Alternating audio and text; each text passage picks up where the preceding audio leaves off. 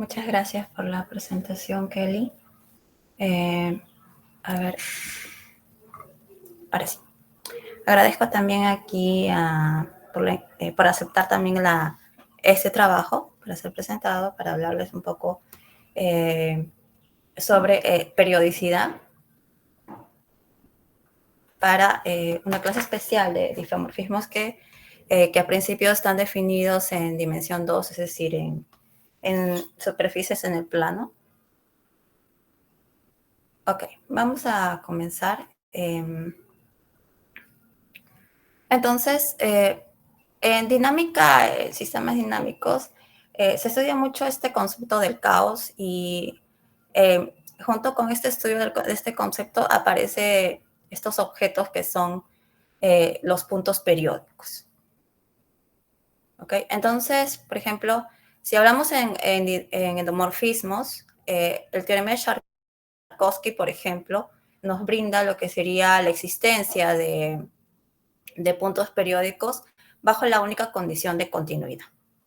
Y también la otra condición sería la de monótona por partes. Déjenme un segundo que se está corriendo, por alguna razón se está corriendo este archivo solo.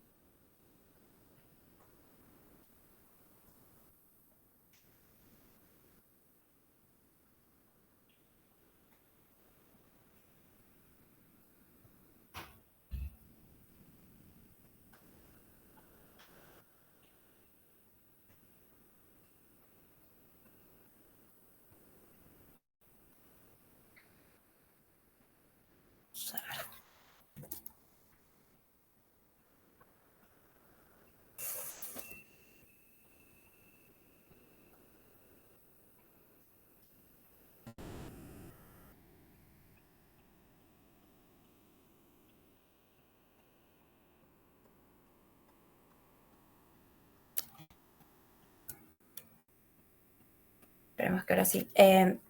Bien, les decía entonces que para endomorfismo, sobre todo es decir, en dimensión 1, hay resultados que nos proporcionan ya la existencia de periodicidad, de puntos de periódicos. Entonces, sin embargo, en dimorfismos de superficies no se sabe concretamente qué resultados vienen. De hecho, hay avances, pero sigue esto. Vamos a ver. Entonces, les decía que para endomorfismo de unidimensional existe lo que sería el teorema de Sharkovsky, que sí brinda, no proporciona la existencia de puntos periódicos. La otra condición que permite la existencia de puntos periódicos es la condición de ser monótona por partes. Y si queremos comparar estos resultados similares en dimensión 2, pues existe todavía se podría decir que está en abierto, ¿no? Salvo casos particulares. Entonces, lo que se trata aquí en este trabajo es exponer, presentar una clase de difeomorfismos que se podría decir que está en una clase intermedia. Entonces, vamos a entender qué significa un punto periódico. Ustedes tienen un sistema dinámico.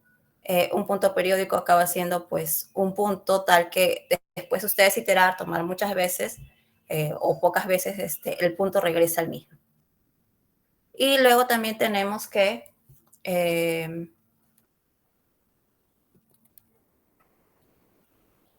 vamos a tener que trabajar esta parte. Así, entonces, ¿qué cosa es una órbita? Pues una órbita es el conjunto no dado por los iterados de un punto en este espacio, que puede ser un espacio métrico, simplemente.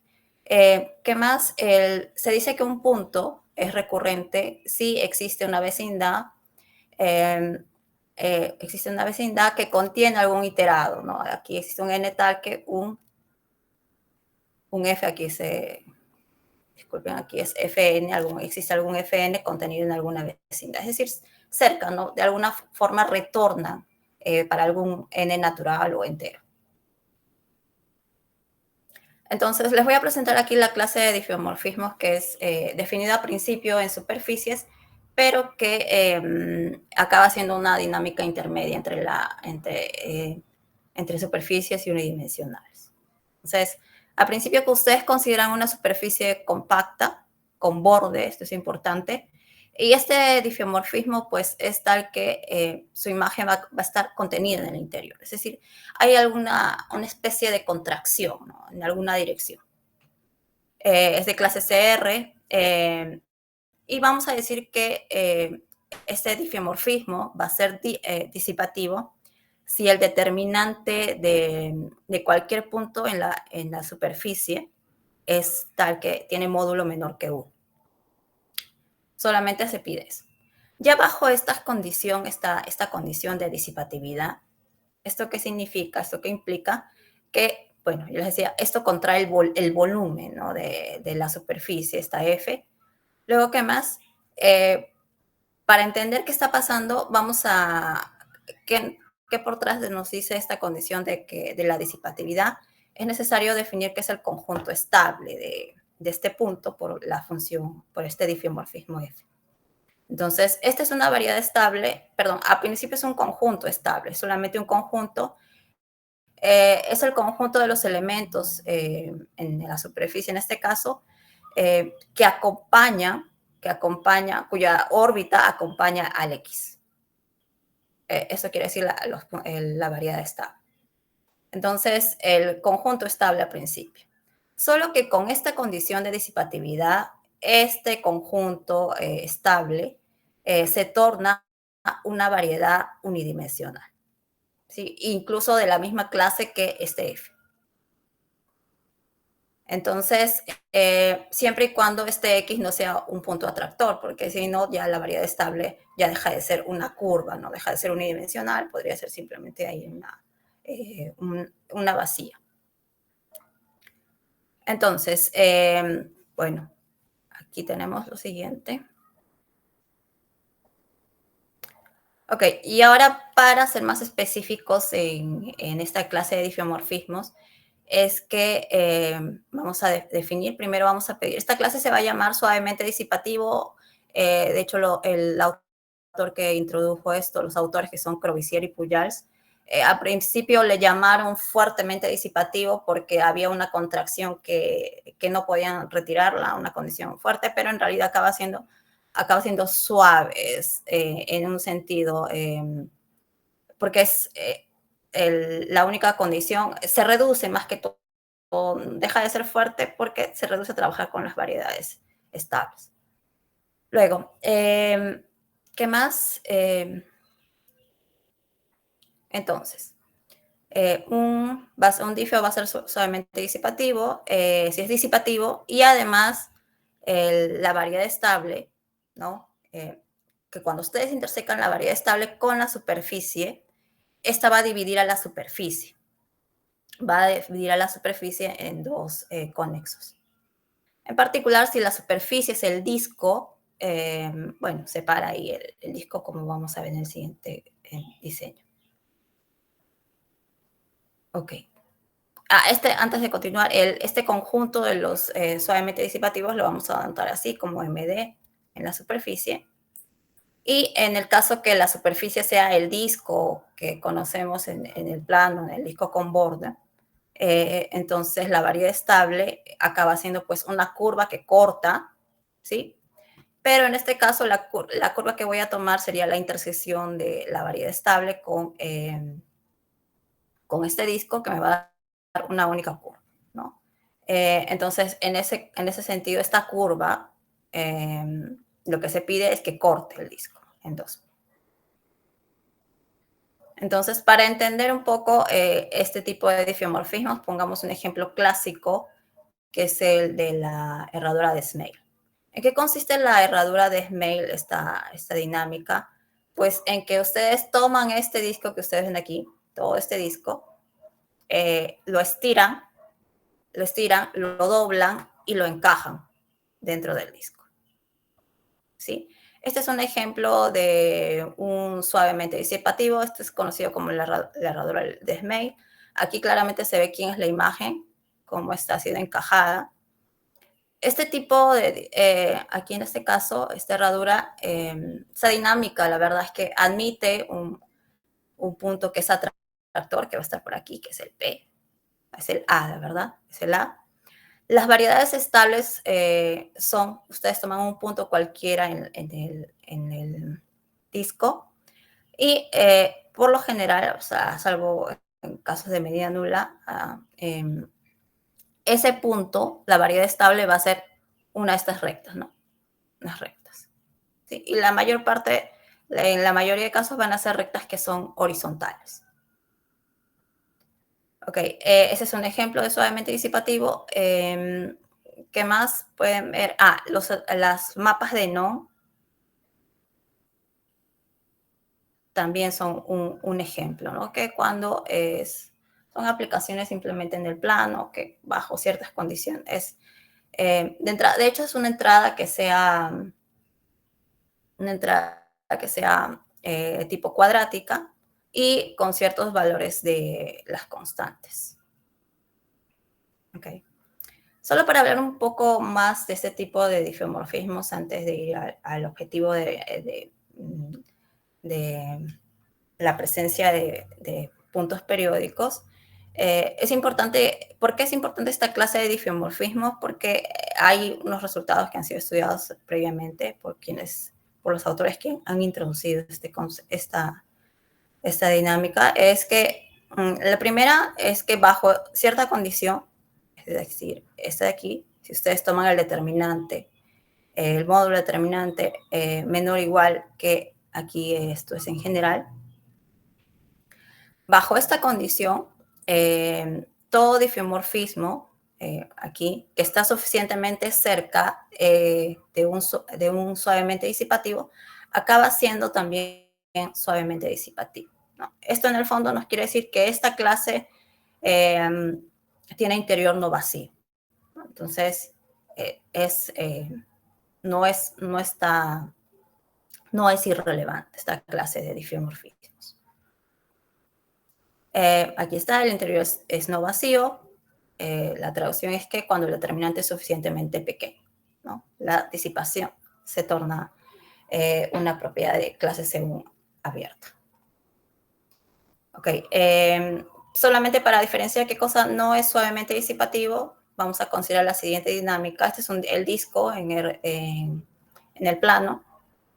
Vamos a considerar los puntos sillas. Aquí están los S1, S2 y S3. Estos de aquí son los puntos sillas. Entonces, bueno, si se entiende como puntos sillas, van a tener una variedad, van a tener su conjunto estable, ¿no? Que los puntos estables va a ser en este caso para S1, esta línea que es vertical, ¿no? Para S2 tenemos que el conjunto estable, o la variedad estable está aquí, ¿no? Esta parte, este segmento. Para S3, la variedad estable, en este caso es esta línea vertical, ¿sí? También le vamos a dotar de puntos que sean atractores, ¿no? Aquí en este caso van a ser los puntos A1, A2, A3, A4. Puntos siempre atractores. Entonces, algo que pueden notar aquí es que al menos la variedad estable de la silla 2, por ejemplo, ¿sí? En este punto silla, la variedad estable sí es este segmento de esta curva, pero este segmento no corta todo el disco, ¿no? ¿Por qué? Porque en algún momento va a caer, va a salir de dónde, digamos, los puntos sillas, ¿no? Entonces, no corta todo el disco. ¿Qué más? También lo pueden ver claramente en las sillas, la única que tiene la curva que sí corta el disco, que tiene la variedad estable, es el S1, ¿sí? La S3 también, ¿no? La S2 y S3 sí tienen curvas que cortan al disco sus variedades estables. Sin embargo, S2 no cumple. Entonces, esto deja de ser disipativo, a ver, entonces, para entender lo que viene, porque la presencia de periodicidad no es en general para todo punto, sino que hay que tomar los conjuntos más importantes, ¿no? En esto ya comienza a surgir las medidas invariantes. ¿Está? Entonces, primero vamos a definir qué es una medida invariante. Ustedes tienen una aplicación medible y se dice que una medida es invariante si cuando ustedes toman algún conjunto medible, la inversa, la medida de esta inversa coincide con la medida de este conjunto medible. ¿Sí? Entonces, este tipo de medidas es llamada medidas invariantes. Luego, el M1 va a definir el conjunto, ¿no?, de las medidas invariantes y más aún, sino que son medidas de probabilidad. Es decir, que la medida del espacio total va a ser 1. Ok, entonces una vez que ustedes tienen una medida invariante, medida de probabilidad, el soporte, ¿qué cosa va a ser? Pues va a ser los puntos en este caso del X, ¿no?, del espacio, tal que toda vecindad tiene medida positiva. Entonces, ese es el soporte de una medida. A ver. Ok, se va a decir que una medida invariante se dice que es atómica si el soporte coincide exactamente de un punto. ¿Sí? Y se dice que es periódica si su soporte está formado justamente por una órbita periódica. Y lo opuesto es que sea periódica si la órbita no es periódica, ¿no? Otra clase importante de medidas en este caso es el tipo de ergódicas, ¿no? Las medidas ergódicas, en realidad hay definiciones que son equivalentes, pero aquí que voy a nombrar una de las más básicas, es que si ustedes tienen una medida invariante, un conjunto invariante, es decir, un conjunto que ustedes le aplican la función medible f, continúa estando dentro del conjunto inicial A, es un conjunto invariante. Entonces, una medida se dice ergódica si las medidas de estos conjuntos son o 1 o 0. ¿Sí? Entonces, es decir, esta clase de medidas, que son las ergódicas, se puede decir que son una clase dentro del conjunto de las medidas de probabilidad. Tomamos una clase que son un poco más importantes porque después, en general, cada una de las otras se puede expresar en función de estas medidas ergódicas. Entonces, denotamos este conjunto de las medidas ergódicas y dentro de las ergódicas vamos a tomar las que son aperiódicas. ¿Okay? Las que son aperiódicas y las vamos a denotar como MDA. Estamos tomando un conjunto, subconjunto. Ahora, aquí viene lo interesante de este tipo de dinámicas. Estas de aquí suavemente disipativos. Aquí viene lo que les decía que son de clase intermediaria entre dimensión 2 y unidimensional. Sí, porque a principio está definido, sí, en superficies, en dimensión 2, pero acaba siendo que estas pueden ser asociadas también a dinámicas unidimensionales, ¿no? En general, la verdad, son árboles a lo que están asociados. ¿Qué son los árboles? Pues son espacios métricos donde cualquier dos puntos pueden ser unidos por un camino homeomorfo al intervalo 0,1. Un ejemplo de árbol es el intervalo o un segmento. Otro ejemplo es este objeto ramificado, ¿no? Cada dos puntos que ustedes toman pueden ser unidos por un único camino. ¿Sí? Y, ¿qué más? En este siguiente teorema, que lo que nos dice Krovisier y Pujals es que para esta clase de difeomorfismos, que es la suavemente disipativos, se le va a poder asociar a este tipo de dinámicas definidas en un árbol. Y de hecho, estas dinámicas van a ser inducidas por la superficie. ¿Sí? Aquí lo importante también es que se puede inducir, se puede obtener una dinámica inducida, dinámica unidimensional, y aquí lo interesante es que las entropías topológicas de estos objetos inducidos y su dinámica en esos objetos inducidos coinciden con la entropía topológica de la dinámica inicial en superficies, ¿no? Si quisiéramos entender cómo se define ese espacio unidimensional, ese árbol, cómo se crea, en realidad aquí gráficamente se puede entender así que es un subconjunto de segmentos, pero es más que eso, es un poco más abstracto. ¿Por qué? Porque va a ser el conjunto que vamos a definir, que es unidimensional, acaba siendo que sus elementos son secuencias de superficies encajadas. En particular, algunos elementos serían las curvas, las variedades estables. Es decir, cada elemento, cada variedad estable se va a identificar como un elemento de este nuevo espacio.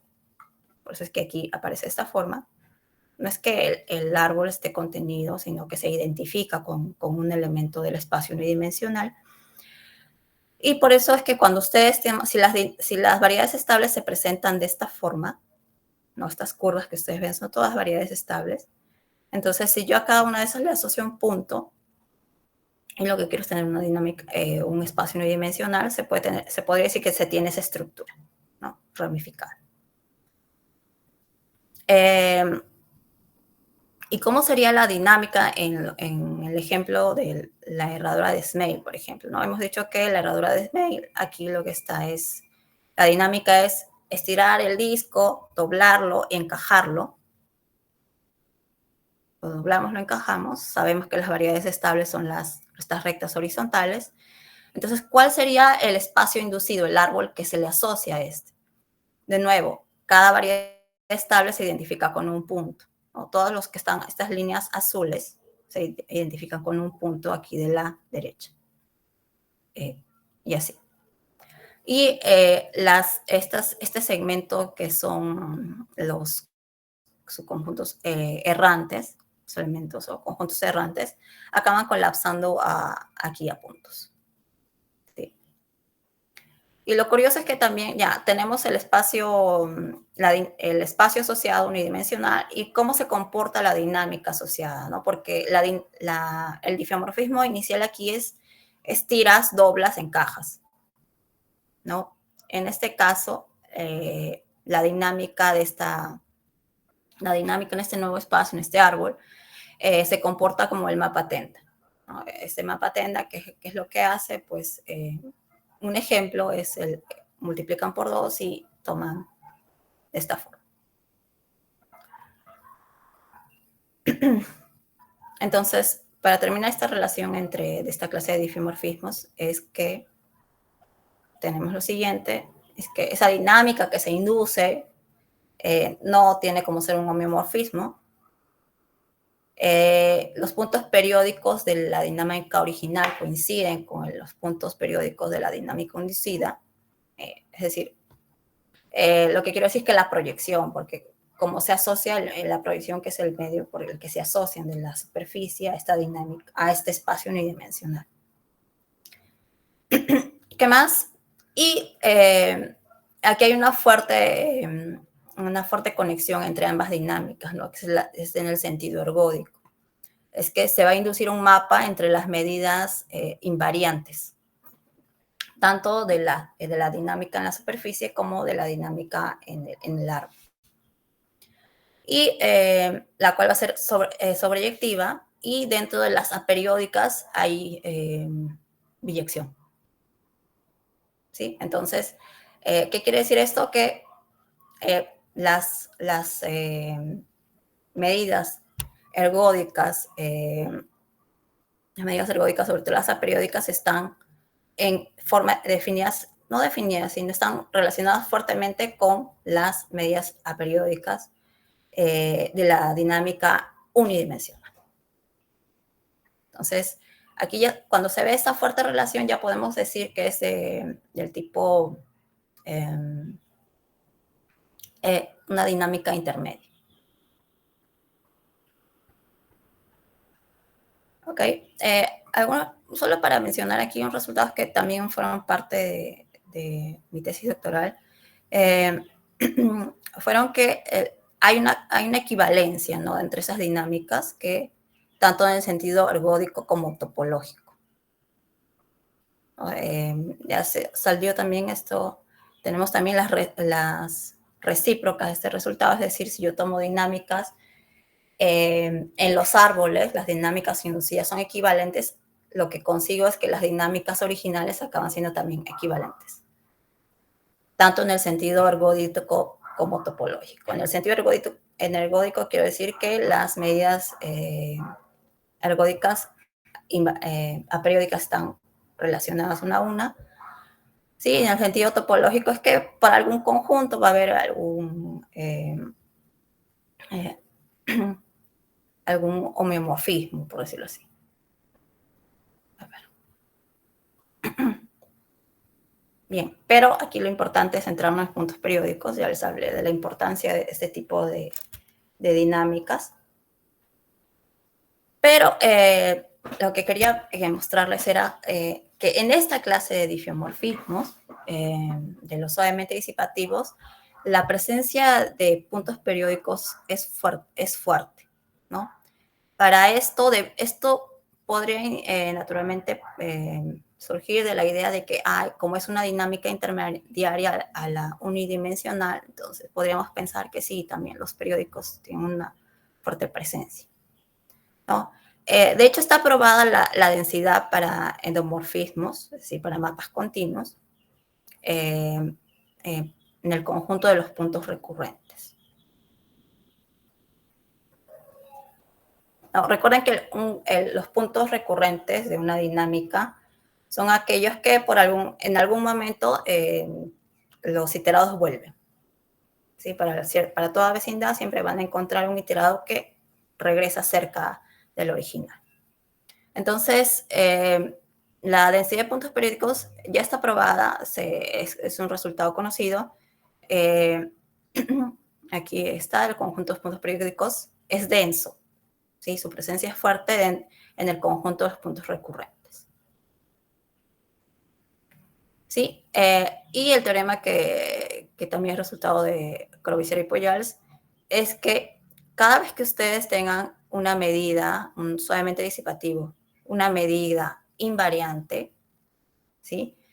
El soporte de esta medida, que ya lo hemos definido, el soporte va a estar contenida dentro de la cerradura de los puntos periódicos. Es decir, los puntos periódicos van a ser densos en el soporte de cualquier medida.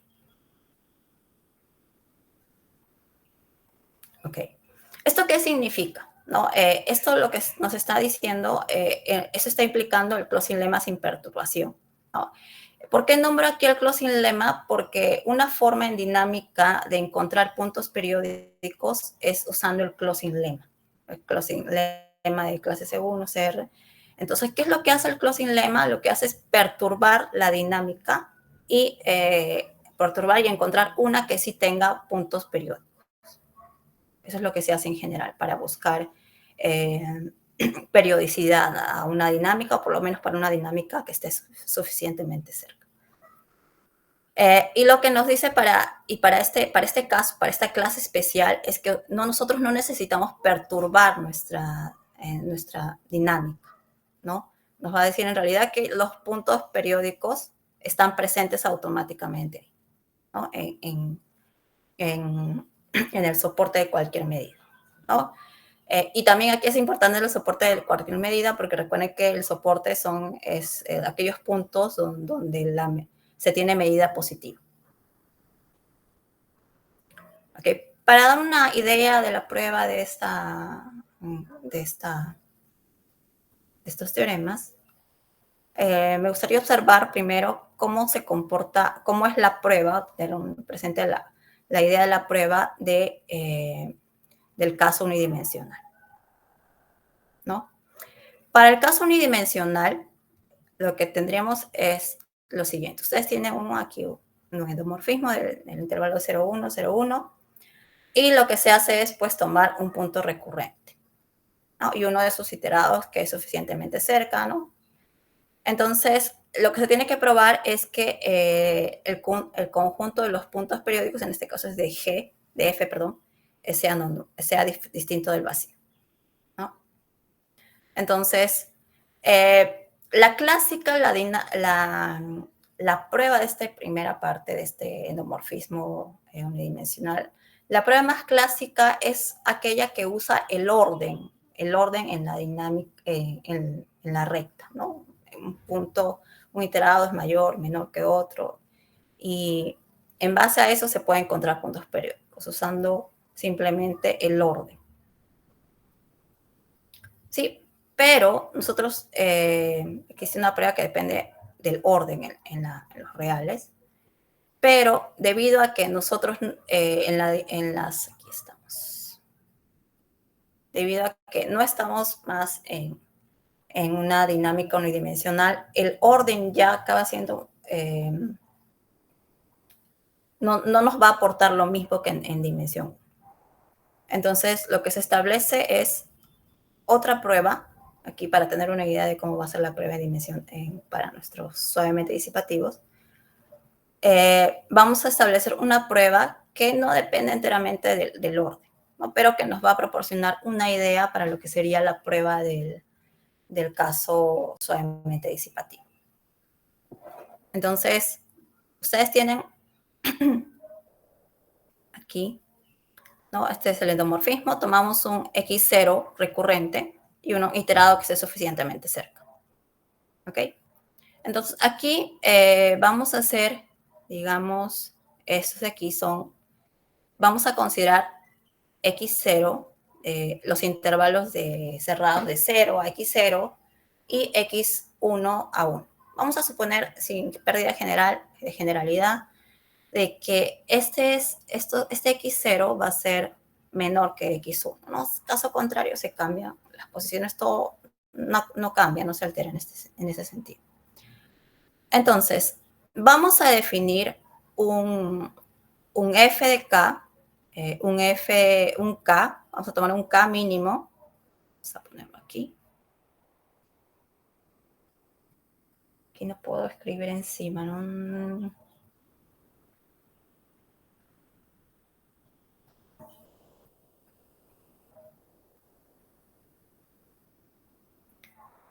A ver, vamos a tratar de dibujar aquí.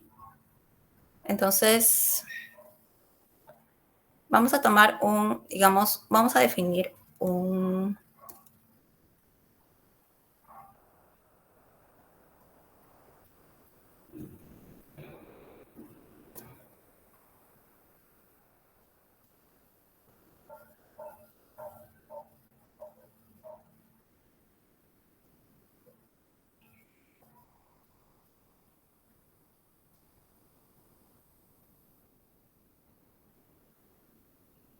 Ajá, vamos a definir un G, aquí no va a salir, que sea igual a un f de k, iterado. ¿Ok?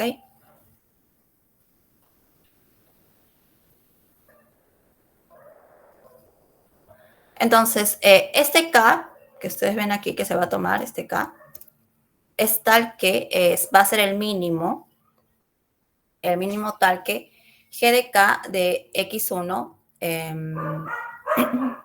G de K de X1 se escapa de este intervalo. ¿Ok? Los demás van a estar contenidos. ¿No? Es decir, va a ser el primer iterado que se escapa a esto. Aquí solamente para visualizar, podríamos considerar que se tiene de esta forma. Ustedes tienen esto. Digamos que aquí tienen el 0, se va a visualizar bien, el X0.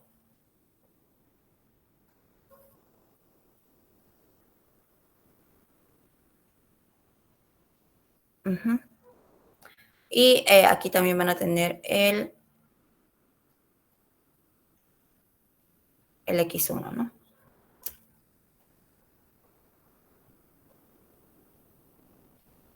Y aquí el 1. No, lo que nos está diciendo esto es que voy a tomar el mínimo tal que G de K, el mismo K, pero ahora G de K, se escapa de este intervalo. Escapa de aquí, de esta zona. Entonces, a ver. Entonces, lo que vamos a notar es que si ustedes toman X, el X sub 0, que es el inicial, el punto inicial, le toman G de K. Este a su vez es G de K G de K menos 1 de quién? De X1. ¿Por qué? Porque X1, aquí va a estar. X1 es de esta forma, ¿no? Es un iterado. Ya está. Ahora, ¿qué sucede? Que debido a esto de que es el mínimo, entonces, si ustedes consideran un K menos, el G de K menos 1 ya no va a escaparse de esta zona, sino que va a estar, no, perdón, se mantienen, los menores que K se mantienen por aquí, ¿no? A partir de K se escapa, los anteriores continúan aquí. ¿Eso qué significa? Que, aquí está, que este término, como continúa estando en el D más, en este intervalo que está aquí, este intervalo, entonces este de aquí continúa siendo, acaba siendo mayor o igual que X sub 0. Es lo que está aquí. ¿Ok?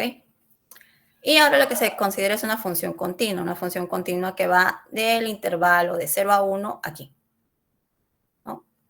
Y si toman la restricción, porque de 0 a 1 está continuo este intervalo, ¿qué está sucediendo? Pues que la restricción acaba siendo la identidad. ¿Ok?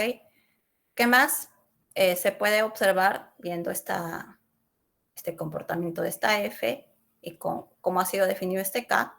Acaba siendo que estos, si ustedes definen una nueva f, perdón, una nueva h,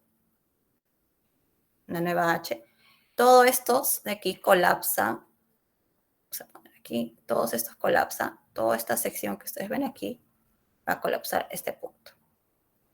Y todo lo que está aquí colapsa este punto, ¿no? Y la región de X0 a X1 se mantiene, coincide con la identidad.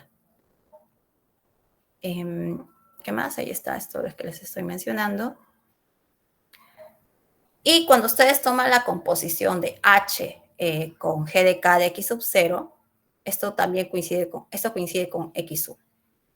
¿Sí? ¿Por qué? Porque recuerden que G de X de K es un elemento, aquí está, que es mayor que X sub 0. ¿Sí? Y de hecho acaba siendo, como en este caso acaba siendo la identidad, que está, sucede que todo esto debe coincidir con el X1. Además, si ustedes toman en el propio X1, es decir, si toman un iterado más, va a escaparse del D más, ¿no? Por cómo estaba definido. Entonces, eso ya implica que sea distinto de X1 para cuando toman en lugar de X0 aquí, toman X1. Ok. Entonces, ¿qué está sucediendo? Que el H, lo que está sucediendo es que el H va a contener un punto fijo donde aquí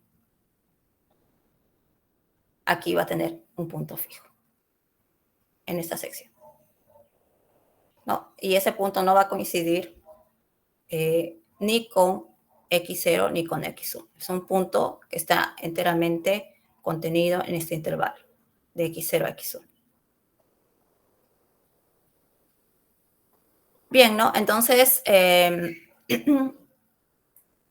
por la forma y por cómo ha sido, también es la existencia de punto fijo, ¿no? Aquí, porque como es una función continua que parte de un intervalo a un subintervalo que es menor aún, entonces tenemos sí existencia de punto fijo y va a ser este punto fijo va a estar contenido necesariamente en X0 a 1, pero acabamos, con lo que está aquí, estamos descartando esos extremos, ¿no? Entonces, la existencia del punto fijo va a ser dada simplemente en ese intervalo abierto, ¿sí? Y ese punto va a ser fijo para el H, por cómo está definido el H, que es la composición. Eh, ¿Qué más? Sí. Una vez que ustedes tienen ese punto fijo del H, ¿no? Como está definido este H, aquí está. Como es punto fijo, como es punto fijo que está en ese intervalo de x0 a x1, y en ese intervalo la H acaba siendo la identidad, entonces ese punto fijo también es punto fijo de GK. ¿Sí?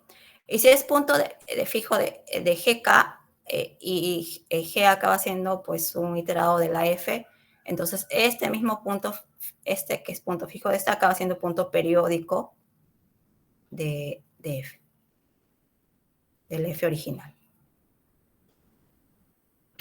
Entonces tenemos esto, ¿no? Que dado un punto recurrente, ustedes siempre pueden encontrar un punto periódico suficientemente cerca. Bien, y esta idea que acabamos de ver aquí se traslada para los suavemente disipativos. Aquí es, como los suavemente disipativos, ya recuerden que se considera mucho lo que es las medidas invariantes, ¿no? Las medidas invariantes. Lo que se considera aquí es, pues, aquí, para considerar una invariante cualquiera, lo que se toma es puntos recurrentes.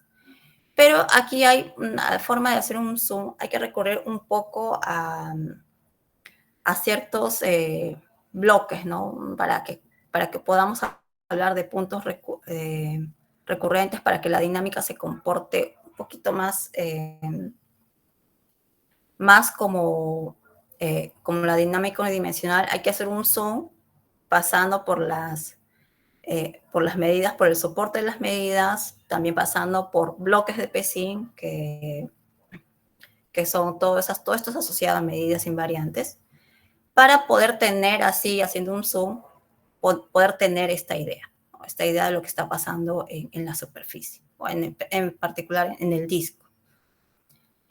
Haciendo un zoom con todas las condiciones necesarias aquí, lo que se toma aquí es un punto, y un iterado, que esté suficientemente cerca, ¿no?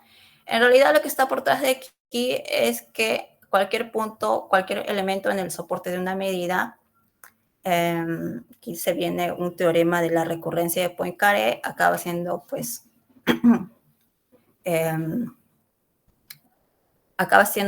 podemos considerar en general, que salvo de medida nula, siempre podemos considerar mutuo recurrente, ¿no? Para los de soporte podemos pasar a recurrente por la recurrencia de Poincaré. Ahora, una vez que pasamos ya a la recurrencia, a los puntos recurrentes, se tiene esto, ¿no? Se toma un iterado suficientemente grande, se sabe que si x0 es un punto recurrente, estoy hablando para una medida periódica, y por la definición, entonces yo sé que existen variedades estables, ¿no? Para este x1 también, que está suficientemente cerca, también tiene variedad estable, que corta al disco o a la superficie en este caso. Y lo que hago es tomar un iterado suficientemente grande de la superficie, tal que yo obtenga un conexo, que ustedes pueden ver aquí, todo este conexo, toda esta zona. Pueden ver todo ese conexo. De alguna forma sea cortado por esas dos variedades estables, ¿no? Y se ha cortado de esa forma, tal es que se divide, si se dan cuenta, en tres conjuntos, ¿no? En el D menos, en R y el D más. ¿No? Entonces, aquí vamos a tener más o menos la misma estructura que tuvimos para el caso, aquí está, unidimensional, ¿no? aquí. Solo que aquí es en intervalos y en nuestro caso vamos a pasar por conjuntos de esta forma. Entonces, aquí lo que se puede aprovechar de la prueba anterior es que tomar así un K, que sea el mínimo, ¿no? Que donde un iterado, el mínimo tal que a partir del siguiente se escapa de esta región, ¿no? Y tener la misma idea, ¿no? Plantear la misma idea, ¿no? Si se escapa, no se define un H similar, eh, buscando un punto fijo de una nueva H que se va a definir, y este punto fijo va a estar necesariamente en esta región, como pasó en el caso unidimensional.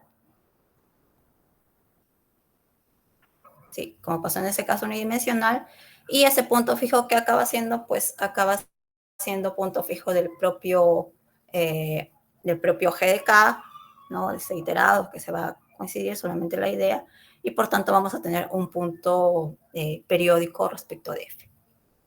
¿Sí? Eso es gracias a la idea de la prueba, a esta prueba para el caso unidimensional.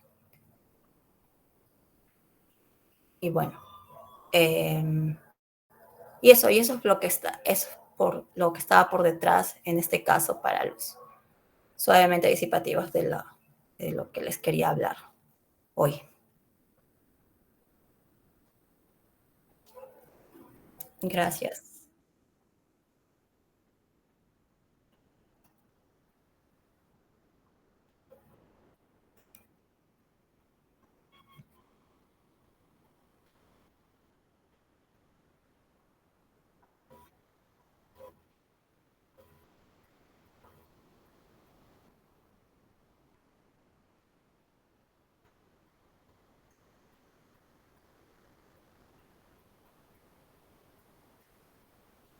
Bien, eso era todo lo que les quería contar por hoy.